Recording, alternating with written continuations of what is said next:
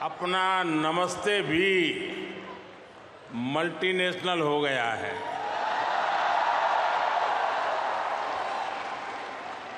Local से global हो गया।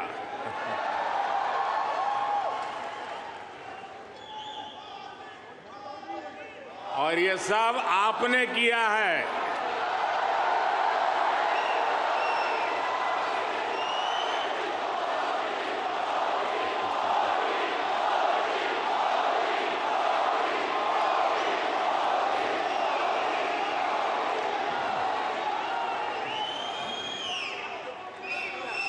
अपने दिल में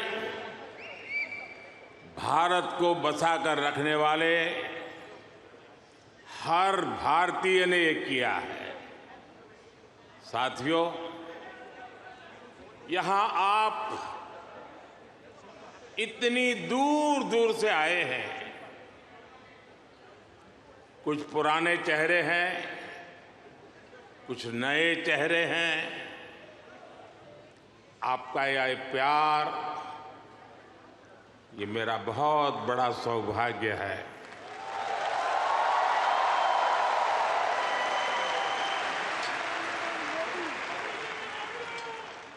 मुझे वो दिन याद आते हैं जब मैं पीएम भी नहीं था, सीएम भी नहीं था, नेता भी नहीं था।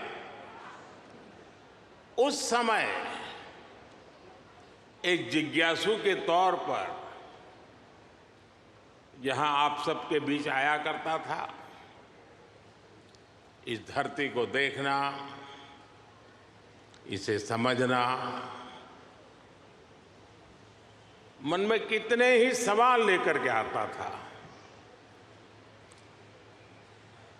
जब मैं किसी पद पर नहीं था, उससे पहले भी मैं अमेरिका के करीब करीब 29 स्टेट्स में दौरा कर चुका था।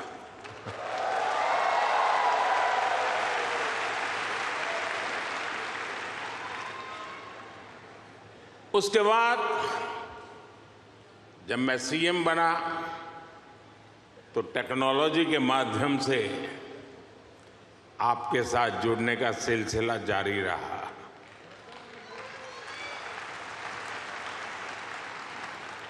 पीएम रहते हुए मैंने आपसे अपार स्नेह पाया है, अपनत्व पाया है। 2014 में मेडिसन स्क्वायर,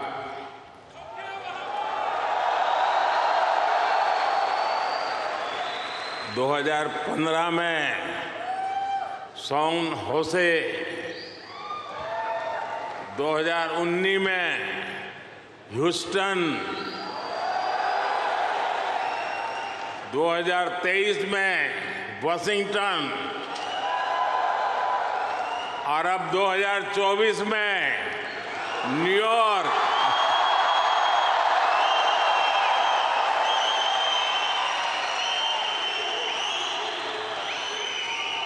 और आप लोग हर बार पिछला रिकॉर्ड तोड़ देते हैं।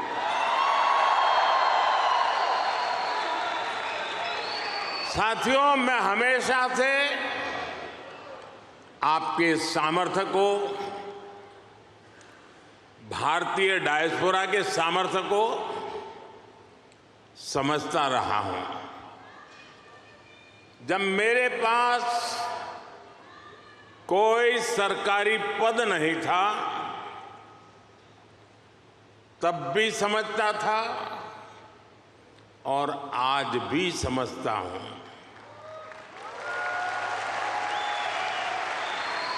आप सब मेरे लिए हमेशा से भारत के सबसे मजबूत ब्रांड एम्बेसडर रहे हैं।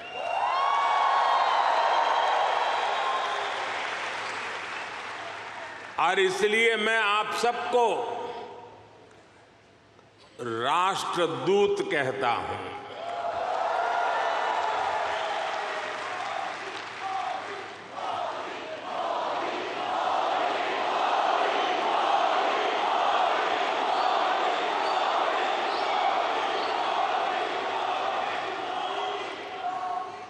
आपने अमेरिका को भारत से और भारत को अमेरिका से कनेक्ट किया है। आपका स्किल, आपका टैलेंट, आपका कमिटमेंट, इसका कोई मुकाबला नहीं है।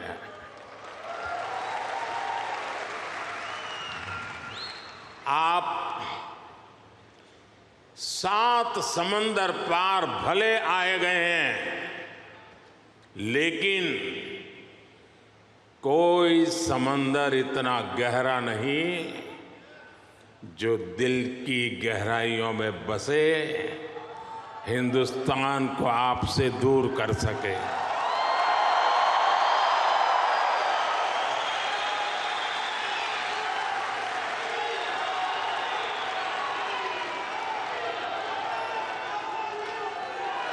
मां भारती ने जो हमें सिखाया है वो हम कभी भी भूल नहीं सकते।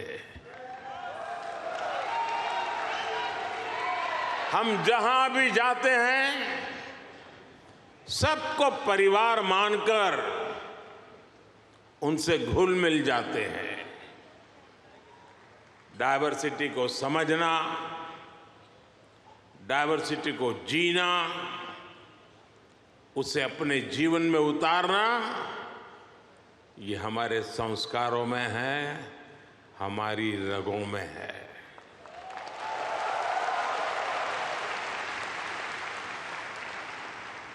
हम उस देश के वासी हैं जहां सैकड़ों भाषाएं हैं, सैकड़ों बोलियां हैं, दुनिया के सारे मत है, पंथ है, फिर भी हम एक बनकर, नेक बनकर आगे बढ़ रहे हैं।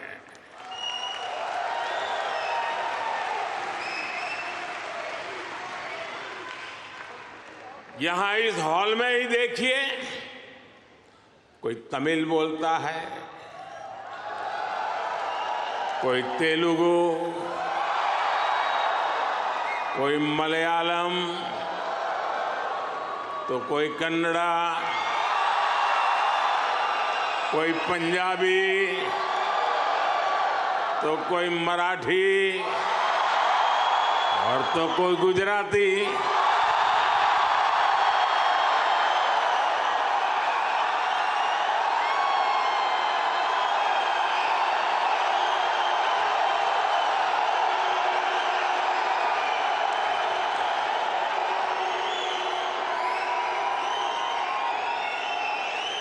भाषा अनेक है, लेकिन भाव एक है,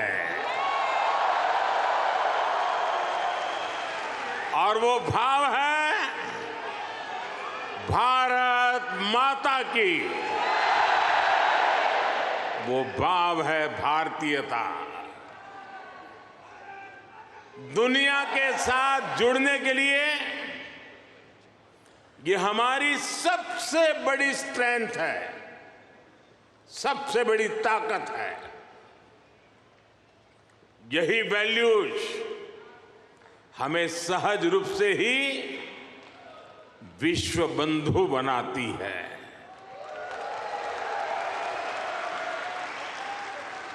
हमारे यहां कहा जाता है, तेन तख्तेन भुंजी था, यानी जो त्याग करते हैं वे ही भोग पाते हैं। हम दूसरों का भला करके, त्याग करके सुख पाते हैं, और हम किसी भी देश में रहे ये भावना नहीं बदलती है। हम जिस सोसाइटी में रहते हैं वहां ज्यादा से ज्यादा योगदान करते हैं। यहां अमेरिका में आपने डॉक्टर्स के रूप में, रिसर्चर्स के रूप में, टेक प्रोफेशनल्स के रूप में, साइंटिस्ट के रूप में या दूसरे प्रोफेशंस में जो परचम लहराया हुआ है वो इसी का प्रतीक है। अभी कुछ समय पहले ही तो यहां T20 क्रिकेट वर्ल्ड कप हुआ था।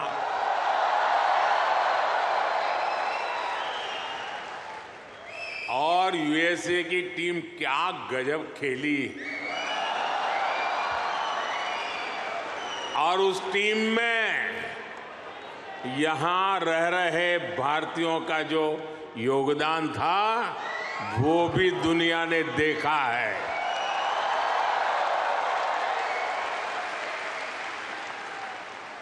साथियों, दुनिया के लिए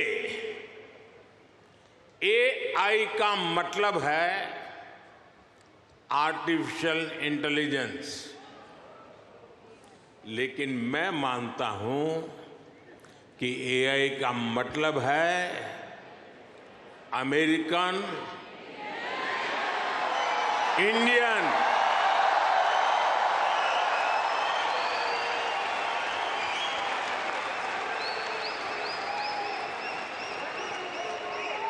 अमेरिका इंडिया, ये स्पिरिट है। और वही तो नई दुनिया का AI पावर है।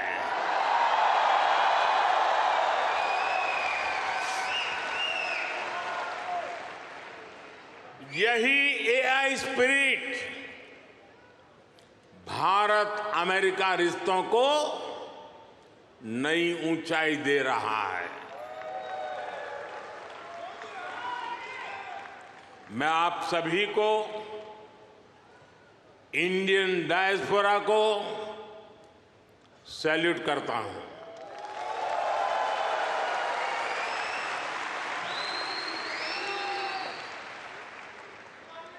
I salute you all.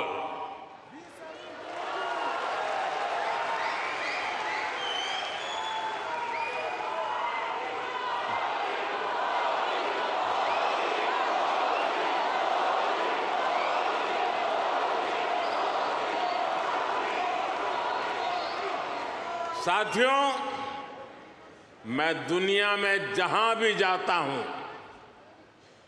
Her leader के मुंह से भारतीय डायस्पोरा की तारीफ ही सुनता हूं।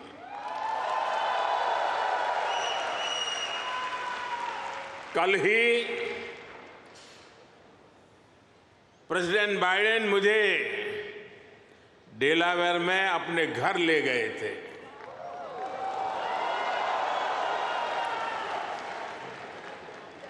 उनकी आत्मीयता, उनकी गर्मजोशी मेरे लिए दिल छू लेने वाला मोमेंट रहा।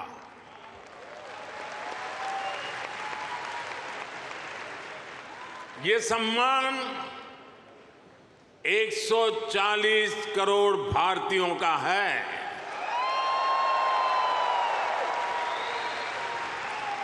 ये सम्मान आपका है, आपके पुरुषार्थ का है।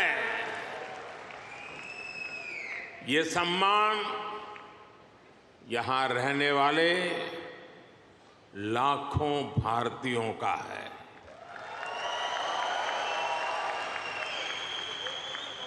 मैं प्रेसिडेंट बाइडेन का आभार करूंगा और साथ ही आपका भी आभार व्यक्त करूंगा। साथियों, 2024 का ये साल पूरी दुनिया के लिए बहुत अहम है। एक तरफ दुनिया के कई देशों के बीच संघर्ष है, तनाव है, तो दूसरी तरफ कई देशों में डेमोक्रेसी का जश्न चल रहा है।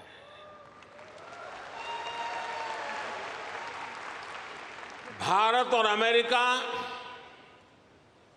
डेमोक्रेसी के इस जश्न में भी एक साथ है।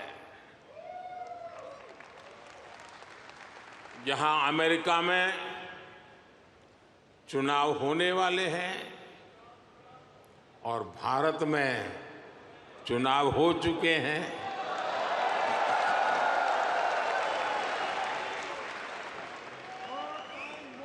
भारत में हुए ये इलेक्शन ह्यूमन हिस्ट्री के अब तक के सबसे बड़े चुनाव थे।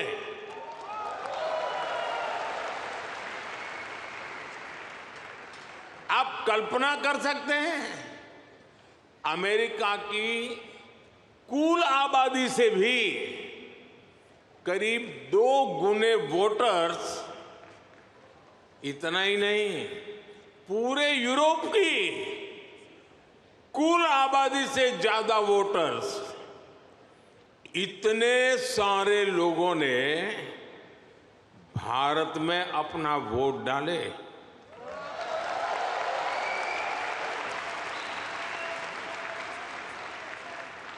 जब हम भारत की डेमोक्रेसी का उसका स्केल देखते हैं तो और भी गर्व होता है।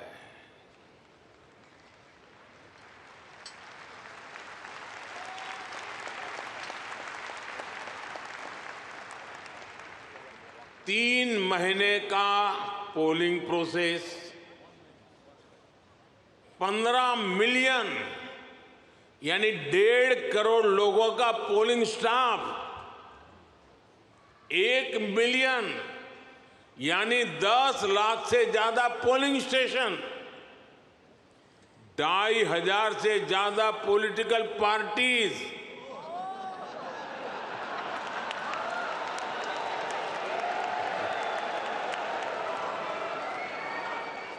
8,000 से ज्यादा कैंडिडेट्स, अलग अलग भाषाओं के हजारों न्यूज़पेपर्स, सैकड़ों रेडियो स्टेशन, सैकड़ों टीवी न्यूज चैनल, करोड़ों सोशल मीडिया अकाउंट्स, लाखों सोशल मीडिया चैनल्स, ये सब भारत की डेमोक्रेसी को वाइब्रेंट बनाते हैं।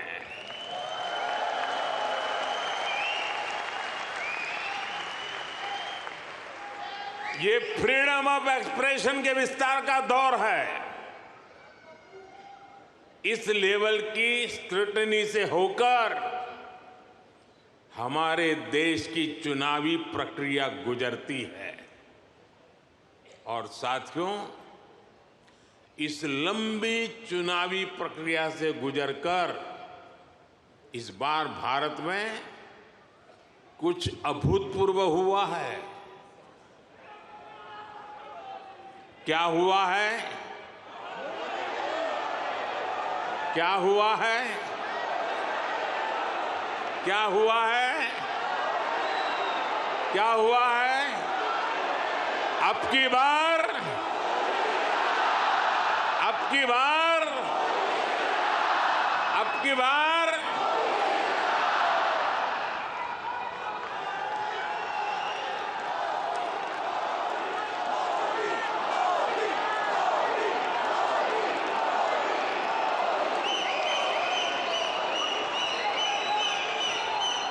साथियों, तीसरी बार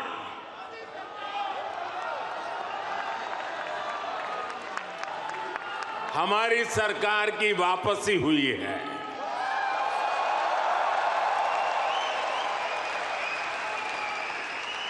और ऐसा पिछले 60 सालों में भारत में नहीं हुआ था।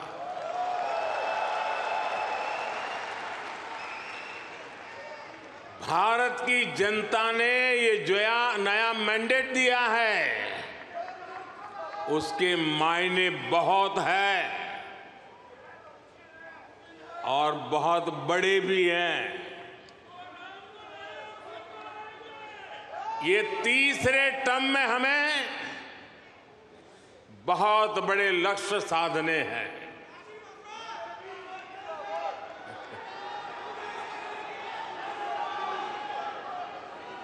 हमें 3 गुना ताकत और 3 गुना गति के साथ आगे बढ़ना है।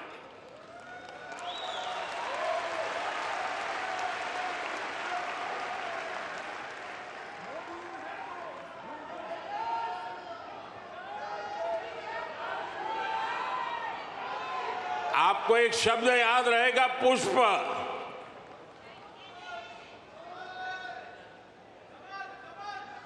हाँ, कमल मान लीजिए, मुझे इतराज नहीं है।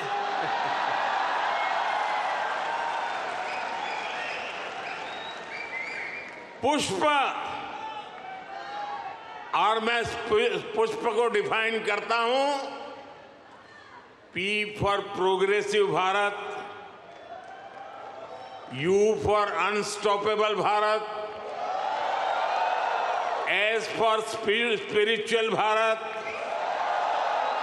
एच फॉर ह्यूमैनिटी फर्स्ट को समर्पित Bharat, P for prosperous Bharat, यानी पुष्प। पुष्प की 5 पंखुड़ियों को मिलाकर ही विकसित भारत बनाएंगे। साथियों,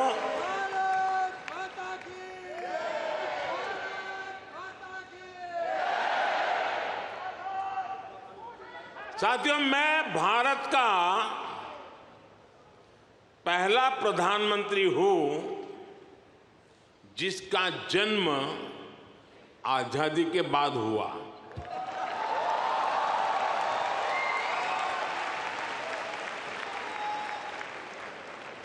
आजादी के आंदोलन में करोड़ों भारतीयों ने स्वराज के लिए जीवन खपा दिया था। उन्होंने अपना हित नहीं देखा, अपने कंफर्ट जोन की चिंता नहीं की। वो तो बस देश की आजादी के लिए सब कुछ भूलकर अंग्रेजों से लड़ने चल पड़े थे। उस सफर में किसी को फांसी का फंदा मिला, किसी के शरीर को गोलियों से भून दिया गया, कोई यातनाएं सहते हुए जेल में ही गुजर गया, कईयों की जवानी जिंदगी जेल में खप गई। साथियों, हम देश के लिए मर नहीं पाए, लेकिन हम देश के लिए जरूर जी सकते हैं।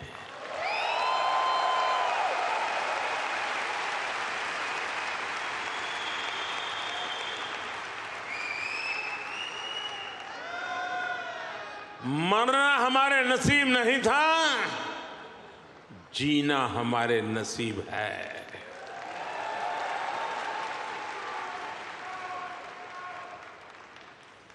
पहले दिन से मेरा मन और मेरा मिशन एकदम क्लियर रहा है। मैं स्वराज के लिए जीवन नहीं दे पाया, लेकिन मैंने तय किया सुराज और समृद्ध भारत के लिए जीवन समर्पित करूंगा।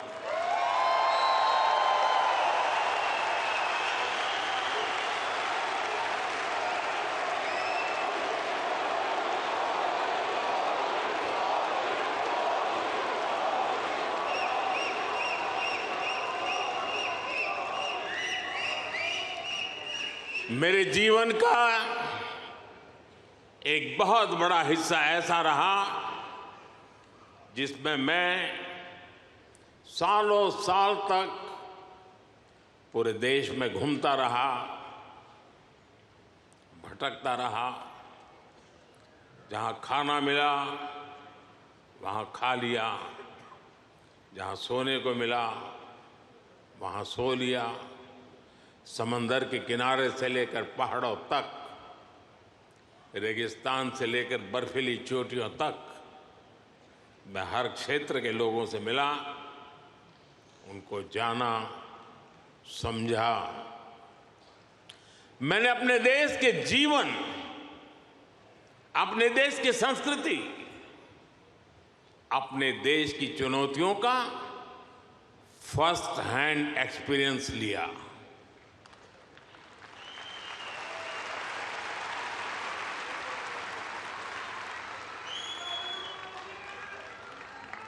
वो भी एक वक्त था जब मैंने अपनी दिशा कुछ और तय की थी, लेकिन नियति ने मुझे राजनीति में पहुंचा दिया।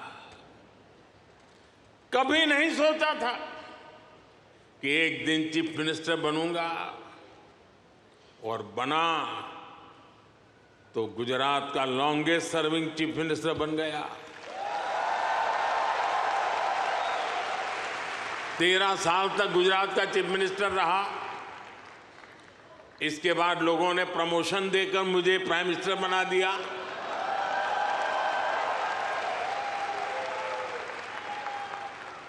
लेकिन दशकों तक देश के कोने में जाकर मैंने जो सीखा है, उसी ने चाहे राज्य हो या केंद्र, मेरे सेवा के मॉडल को, मेरे गवर्नेंस के मॉडल को इतना सफल बनाया है। पिछले 10 साल में इस गवर्नेंस मॉडल की सफलता आपने देखी है, पूरी दुनिया ने देखी है, और अब देश के लोगों ने बहुत बड़े भरोसे के साथ मुझे ये तीसरा टर्म सौंपा है।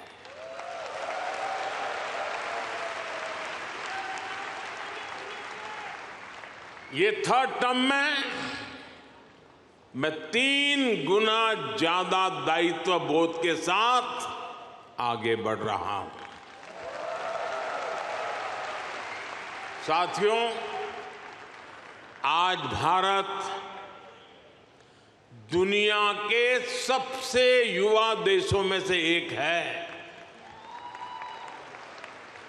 भारत एनर्जी से भरा हुआ है, सपनों से भरा हुआ है। रोज नए कीर्तिमान, हर रोज नई खबर। आज ही एक और बहुत अच्छी खबर मिली है।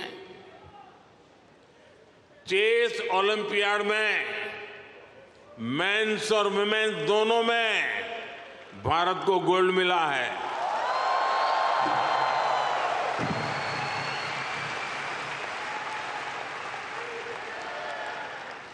लेकिन एक और बात बताऊं, जब ज्यादा तालियां बजानी पड़ेगी। ये लगभग 100 साल के इतिहास में पहली बार हुआ है।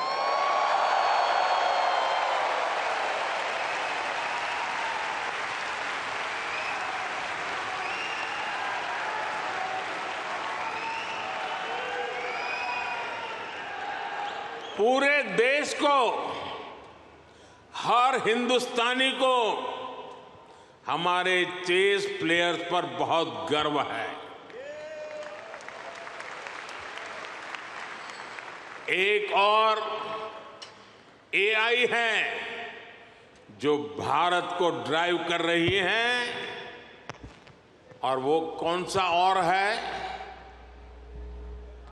वो है A for aspirational, I for India।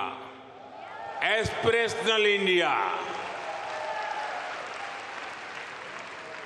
ये नया फोर्स है, नई ऊर्जा है। आज करोड़ों भारतीयों की एस्पिरेशन भारत की ग्रोथ को ड्राइव कर रही है। हर एस्पिरेशन नए अचीवमेंट को जन्म देती है और हर अचीवमेंट नए एस्पिरेशन के लिए खाद पानी बन रही है। एक दशक में भारत 10वें नंबर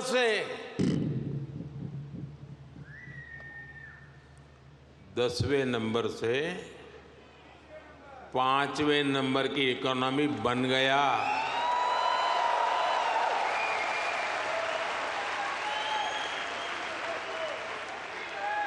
अब हर भारतीय चाहता है कि भारत जल्दी से 3rd लार्जेस्ट इकोनॉमी बने।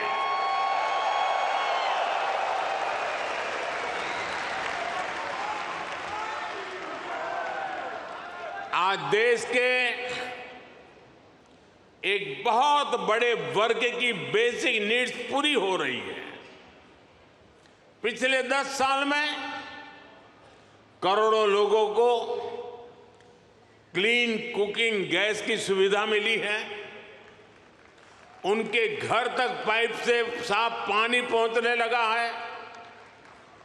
उनके घर में बिजली कनेक्शन पहुंचा है। उनके लिए करोड़ों टॉयलेट्स बने हैं। ऐसे करोड़ों लोग अब क्वालिटी लाइफ चाहते हैं। साथियों, अब भारत के लोगों को सिर्फ रोड नहीं, उन्हें शानदार एक्सप्रेस वे चाहिए।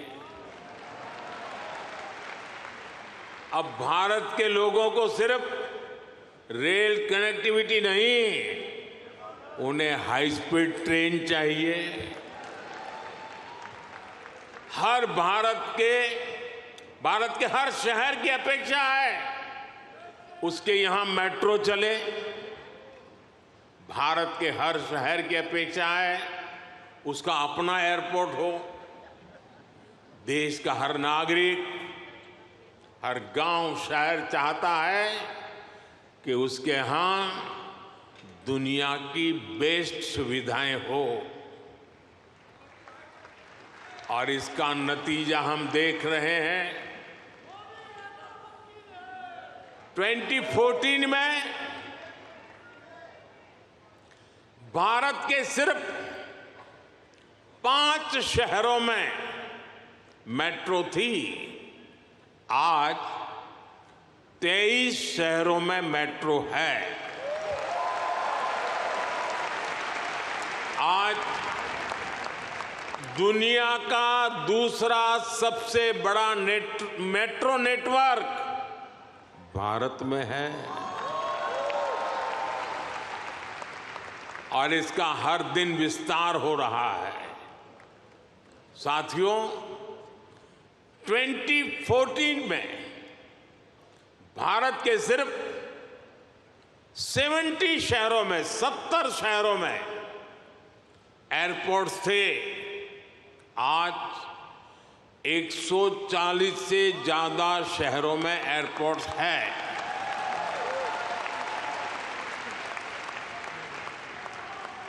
2014 में 100 से भी कम ग्राम पंचायतों में ब्रॉडबैंड कनेक्टिविटी थी। 100 से भी कम। आज 2 लाख से भी ज्यादा पंचायतों में ब्रॉडबैंड कनेक्टिविटी है। 2014 में भारत में 140 मिलियन यानी 14 करोड़ के आसपास एलपीजी कंज्यूमर थे। आज भारत में 310 मिलियन यानी 31 करोड़ से ज्यादा एलपीजी कंज्यूमर है। जिस काम में पहले सालों लग जाते थे, वो काम अब महीनों में खत्म हो रहा है।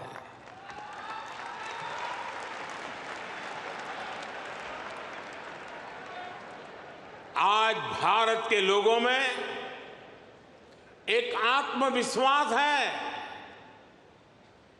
एक संकल्प है, मंजिल तक पहुंचने का इरादा है।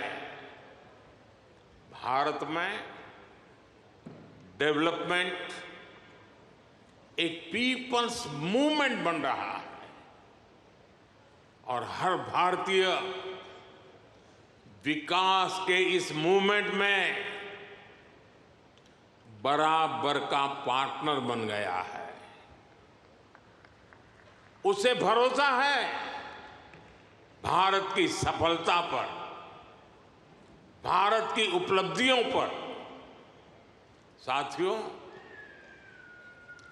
भारत आज लैंड ऑफ अपॉर्चुनिटीज है, अवसरों की धरती है।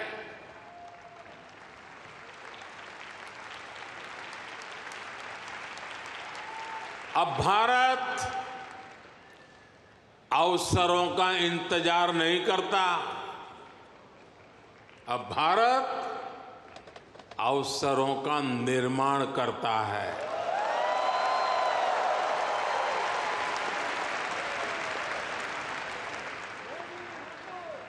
बीते 10 साल में भारत ने हर सेक्टर में अपॉर्चुनिटीज का एक नया लॉन्चिंग पैड तैयार किया है। आप देखिए, सिर्फ एक दशक में ही,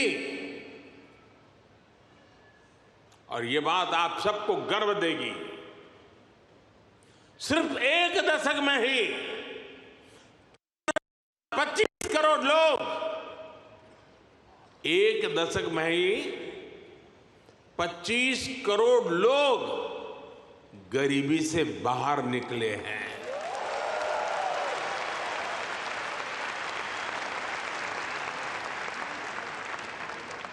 ये कैसे हुआ?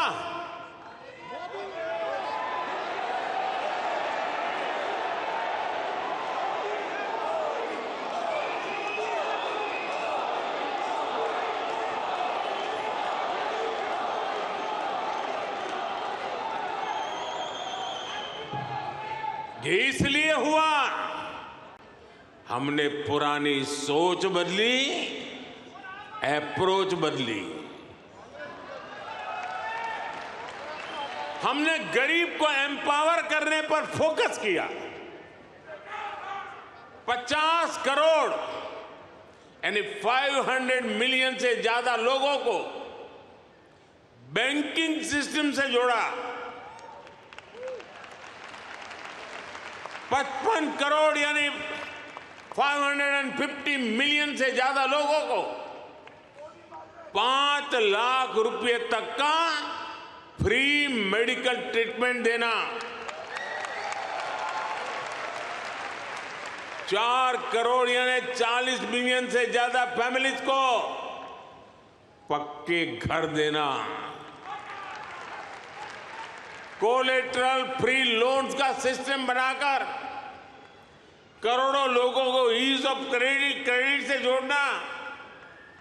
ऐसे अनेकों काम हुए, तब इतने लोगों ने खुद ने गरीबी को हराया।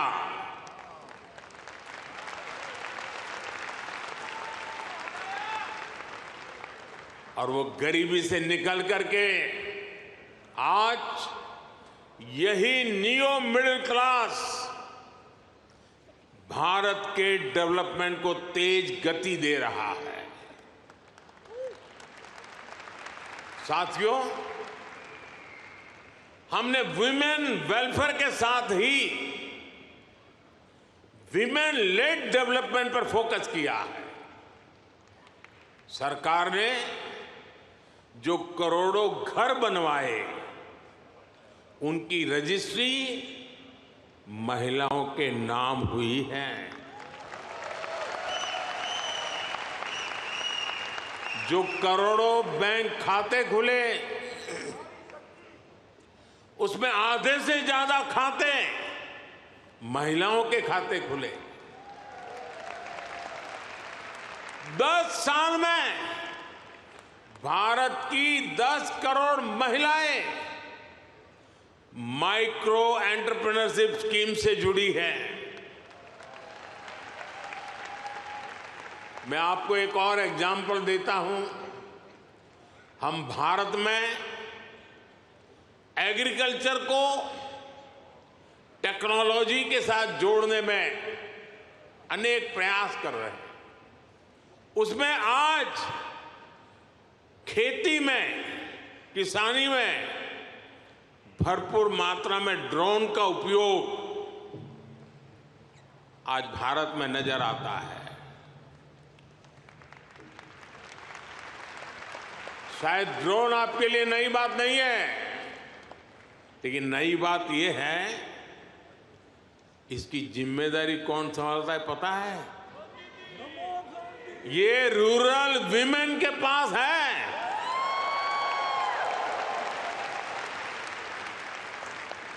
हम हजारों महिलाओं को ड्रोन पायलट्स बना रहे हैं।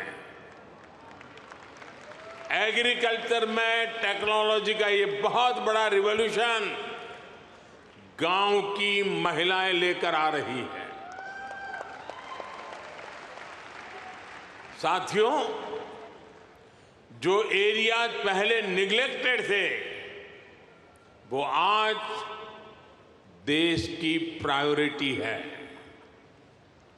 आज भारत जितना कनेक्टेड है, उतना पहले कभी नहीं रहा।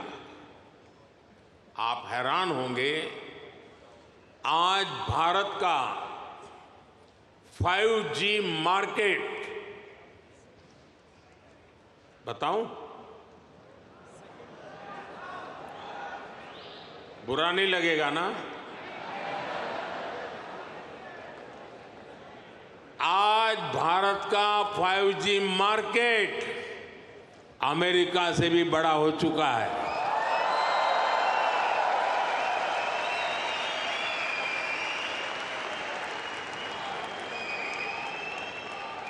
और ये 2 साल के भीतर भीतर हुआ है। अब तो Bharat made in India 6G पर काम कर रहा है। ये कैसे हुआ?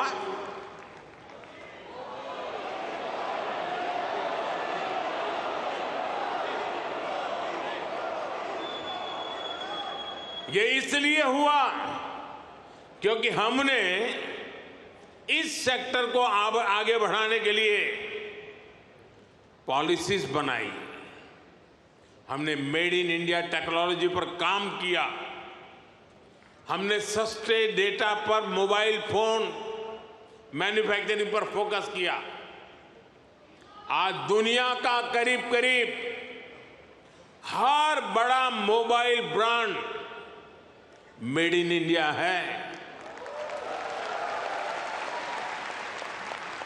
आज भारत दुनिया का दूसरा सबसे बड़ा मोबाइल मैन्युफैक्चरर है। एक जमाना था मेरे आने से पहले, जब हम मोबाइल इंपोर्टर थे। आज हम मोबाइल एक्सपोर्टर बन गए हैं।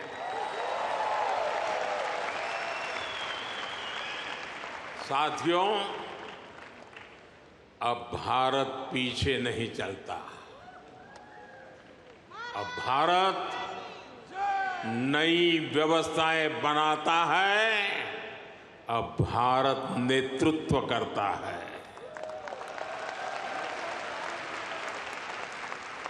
भारत ने डिजिटल पब्लिक इंफ्रास्ट्रक्चर डीपीआई का नया कंसेप्ट दुनिया को दिया है। डीपीआई ने इक्वेलिटी को प्रमोट किया है। ये करप्शन को कम करने का भी बहुत बड़ा माध्यम बन गया है। भारत का यूपीआई आज पूरी दुनिया को आकर्षित कर रहा है।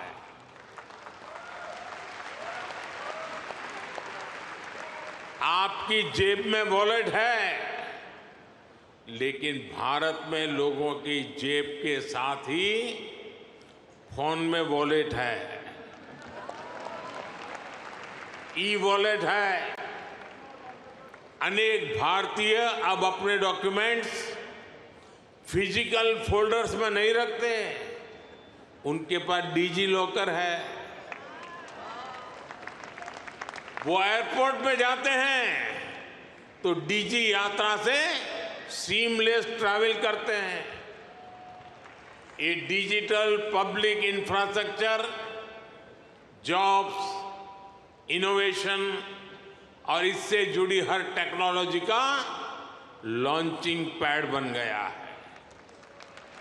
साथियों, भारत अब रुकने वाला नहीं है। भारत अब थमने वाला नहीं है।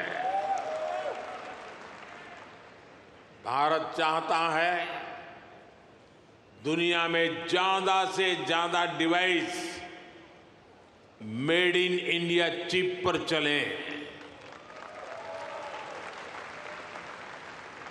हमने सेमीकंडक्टर सेक्टर को भी भारत की तेज ग्रोथ का आधार बनाया है। पिछले साल जून में भारत ने सेमीकंडक्टर सेक्टर के लिए इंसेंटिव घोषित किए थे। इसके कुछ ही महीनों बाद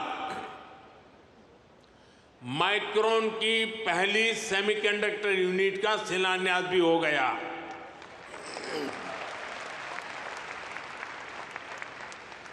अब तक भारत में ऐसी 5 यूनिट्स स्वीकृत हो चुकी है। वो दिन दूर नहीं जब आप मेड इन इंडिया चिप यहां अमेरिका में भी देखेंगे। ये छोटी सी चिप विकसित भारत की उड़ान को नई ऊंचाई पर ले जाएगी। और ये मोदी की गारंटी है।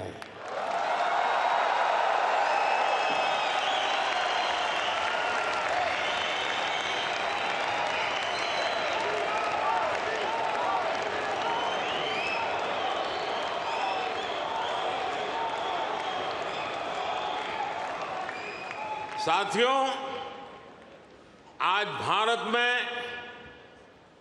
रिफॉर्म्स के लिए जो कन्विक्शन,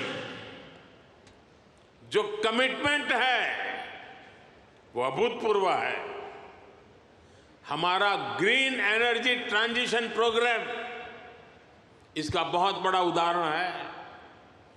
दुनिया की 17% पॉपुलेशन होने के बावजूद ग्लोबल कार्बन एमिशन में भारत की हिस्सेदारी सिर्फ 4% है। दुनिया को बर्बाद करने में हमारा कोई रोल नहीं है।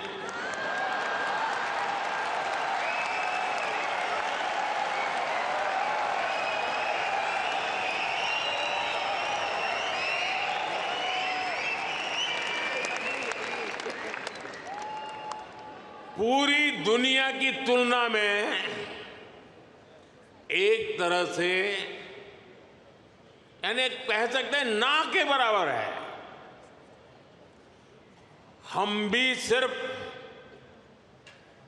कार्बन फ्यूल जलाकर अपनी ग्रोथ को सपोर्ट कर सकते थे, लेकिन हमने ग्रीन ट्रांजिशन का रास्ता चुना। प्रकृति प्रेम के हमारे संस्कारों ने हमें गाइड किया, इसलिए हम solar, wind, hydro, green hydrogen और न्यूक्लियर एनर्जी पर इन्वेस्टमेंट कर रहे हैं। आप देखिए, भारत G20 का ऐसा देश है जिसने पेरिस क्लाइमेट गोल्स को सबसे पहले पूरा कर दिया।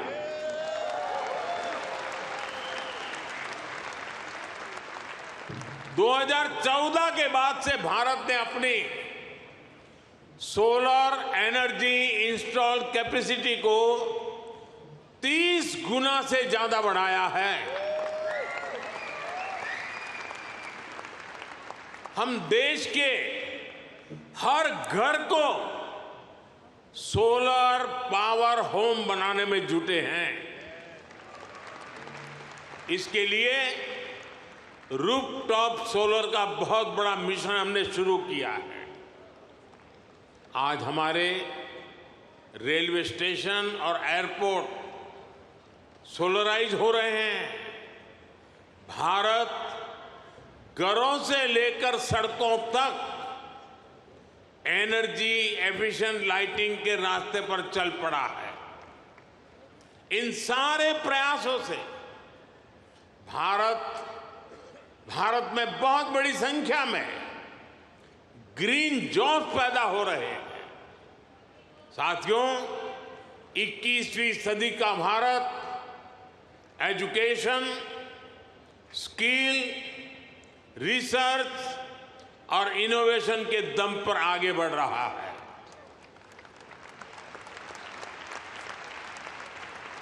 आप सभी नालंदा यूनिवर्सिटी के नाम से परिचित है।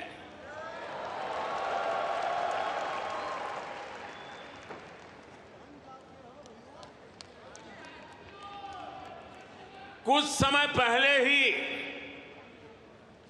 भारत की प्राचीन नालंदा यूनिवर्सिटी नए अवतार में सामने आई है।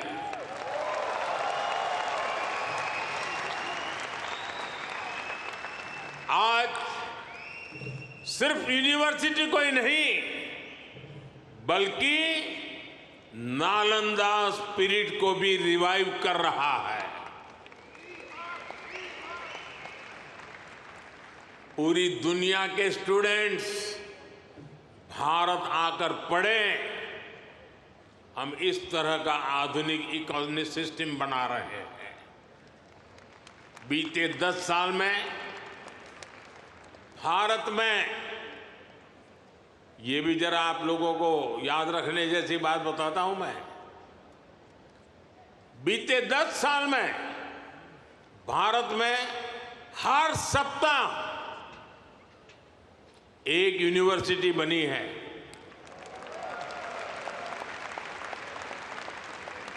हर दिन 2 नए कॉलेज बने हैं। हर दिन एक नई ITI की स्थापना हुई है। 10 साल में ट्रिपल IIT की संख्या 9 से बढ़कर 25 हो चुकी है।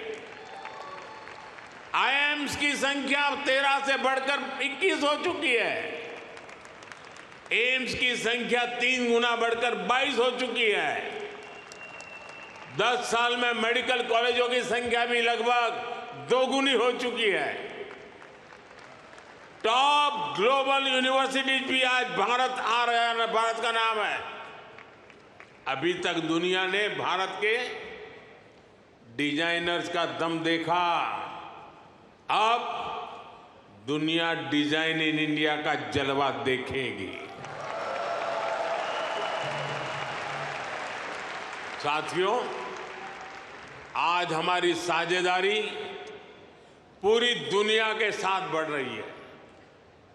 पहले भारत सबसे समान दूरी की नीति पर चलता था, इक्वल डिस्टेंस। अब भारत सबसे समान नजदीकी की नीति पर चल रहा है।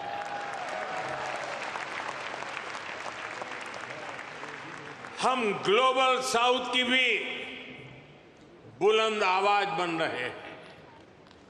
आपने देखा होगा, भारत की पहल पर G20 समिट में अफ्रीकन यूनियन को स्थायी सदस्यता मिली। आज जब भारत ग्लोबल प्लेटफॉर्म पर कुछ कहता है तो दुनिया सुनती है।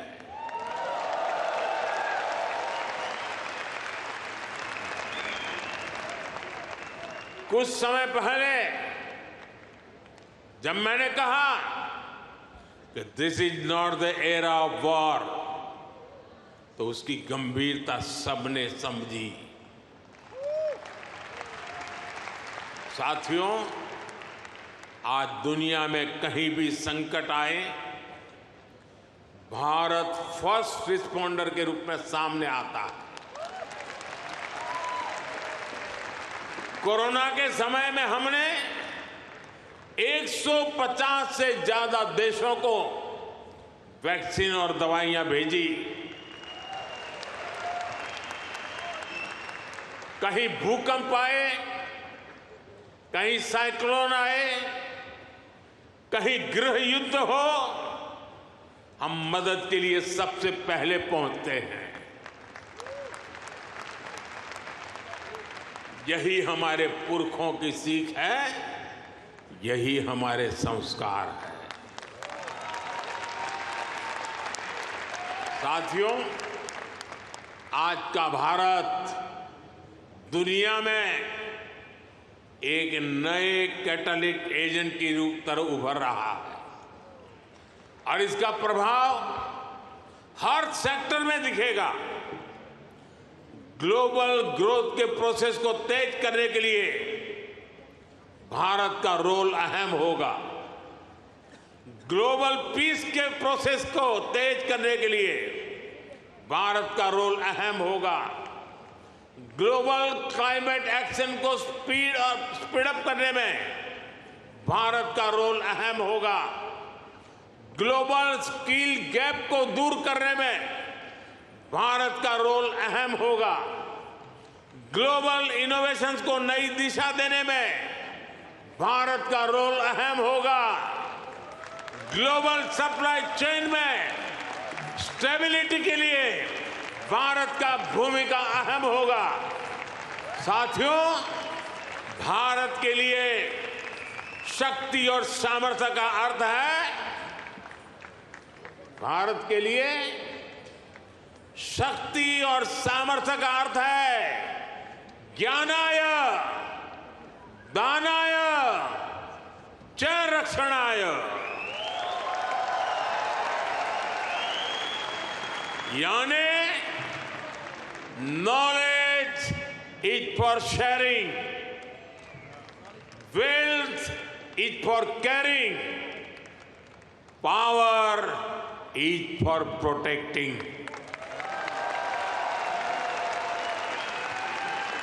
इसलिए भारत की प्राथमिकता दुनिया में अपना दबाव बढ़ाने की नहीं, अपना प्रभाव बढ़ाने की है।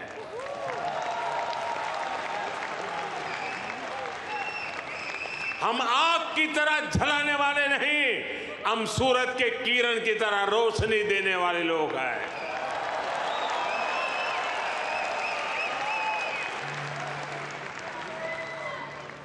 हम विश्व पर अपना दबदबा नहीं चाहते, हम विश्व की समृद्धि में अपना सहयोग बढ़ाना चाहते हैं। योग को बढ़ावा देना हो, सुपर फूड मिलेट्स को बढ़ावा देना हो, मिशन लाइफ यानी लाइफ स्टाइल फॉर एनवायरमेंट का विजन हो, भारत जीडीपी सेंट्रिक ग्रोथ के साथ ही ह्यूमन सेंट्रिक ग्रोथ को भी प्राथमिकता दे रहा है। मेरा आपसे भी आग्रह है, यहां मिशन लाइफ को ज्यादा से ज्यादा प्रमोट करिए। हम अपनी लाइफस्टाइल में थोड़े से बदलाव करके भी पर्यावरण की बहुत मदद कर सकते हैं। शायद आपने सुना होगा और हो सकता है आप में से कुछ लोगों ने इनिशिएटिव लिया भी हो। आजकल भारत में एक पेड़ मां के नाम, अपनी मां को याद करते हुए एक पेड़ लगाना। मां जिंदा है तो साथ ले जाना, मां नहीं है तो तस्वीर ले जाना। एक पेड़ मां के नाम लगाने का अभियान आज देश के हर कोने कोने में चल रहा है और मैं चाहूंगा आप सभी यहां भी ऐसा अभियान चलाएं।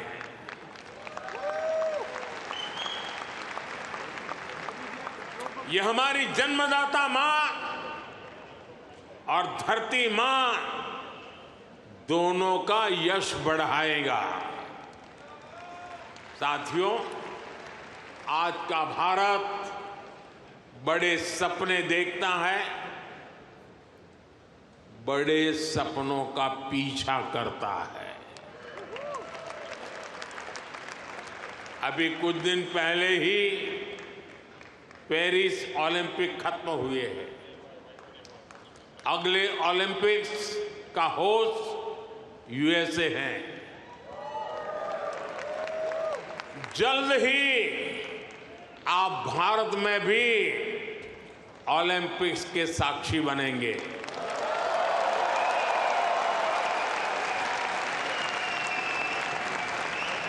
हम 2036 के ओलंपिक्स की मेजबानी के लिए हर संभव प्रयास कर रहे हैं।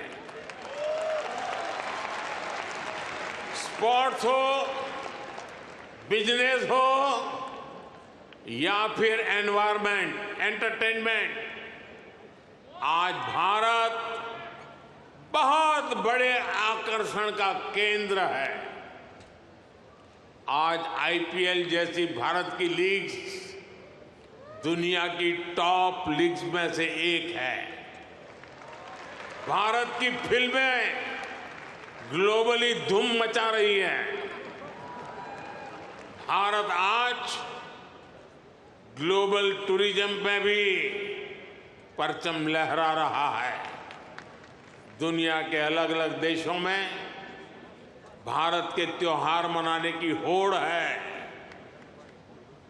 मैं देख रहा हूं इन दिनों हर शहर में लोग नवरात्रि का गरबा सीख रहे हैं।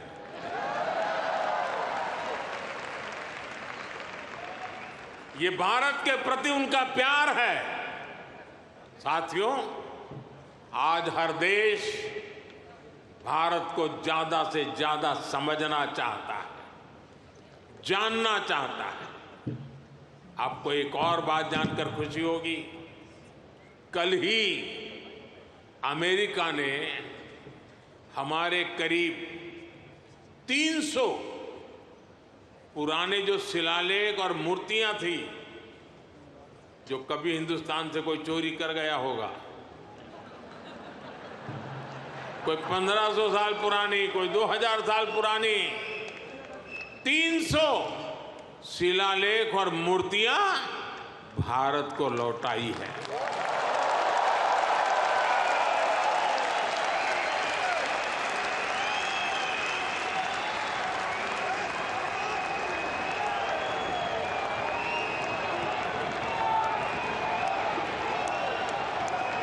अभी तक अमेरिका ऐसी लगभग 500 धरोहरें भारत को लौटा चुका है। ये कोई छोटी सी चीज लौटाने का विषय नहीं है। ये हमारी हजारों वर्षों की विरासत का सम्मान है।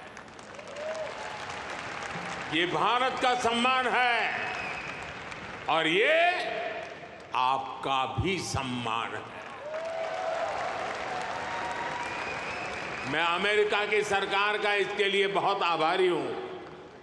साथियों, भारत और अमेरिका की पार्टनरशिप लगातार मजबूत हो रही है। हमारी पार्टनरशिप ग्लोबल गुड के लिए है। हम हर क्षेत्र में सहयोग बढ़ा रहे हैं और इसमें आपकी सहूलियत का भी ध्यान है। मैंने पिछले साल ये घोषणा की थी कि सिएटल में हमारी सरकार का नया कॉन्सुलेट खोलेगी। अब ये कॉन्सुलेट शुरू हो चुका है। मैंने 2 और कॉन्सुलेट खोलने के लिए आपके सुझाव मांगे थे। मुझे आपको ये बताते हुए खुशी है कि आपके सुझावों के बाद भारत ने बोस्टन और लॉस एंजलिस में 2 नए कॉन्सुलेट खोलने का निर्णय लिया है।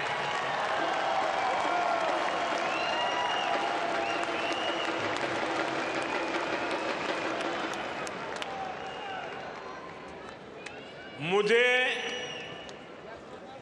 यूनिवर्सिटी ऑफ ह्यूस्टन में Thiruvalluvar chair of Tamil studies को अनाउंस करने की भी खुशी है। इससे महान तमिल संत थिरुवल्लुवर का दर्शन दुनिया तक पहुंचाने में और मदद मिलेगी। साथियों, आपका ये आयोजन वाकई शानदार रहा है। यहां जो कल्चरल प्रोग्राम हुआ वो अद्भुत था। मुझे ये भी बताया गया है कि इस इवेंट के लिए हजारों लोग और भी आना चाहते थे, लेकिन वेन्यू छोटा पड़ गया। जिन साथियों से मैं यहां मिल नहीं पाया, उनसे मैं क्षमा चाहता हूं। उन सभी से अगली बार मुलाकात होगी, किसी और दिन, किसी और वेन्यू पर। लेकिन मैं जानता हूं उत्साह ऐसा ही होगा, जोश ऐसा ही होगा। आप ऐसे ही स्वस्थ रहें, समृद्ध रहें। भारत अमेरिका दोस्ती को ऐसे ही मजबूत करते रहें। इसी कामना के साथ आप सभी का बहुत बहुत धन्यवाद। मेरे साथ बोलिए, भारत माता की, भारत माता की।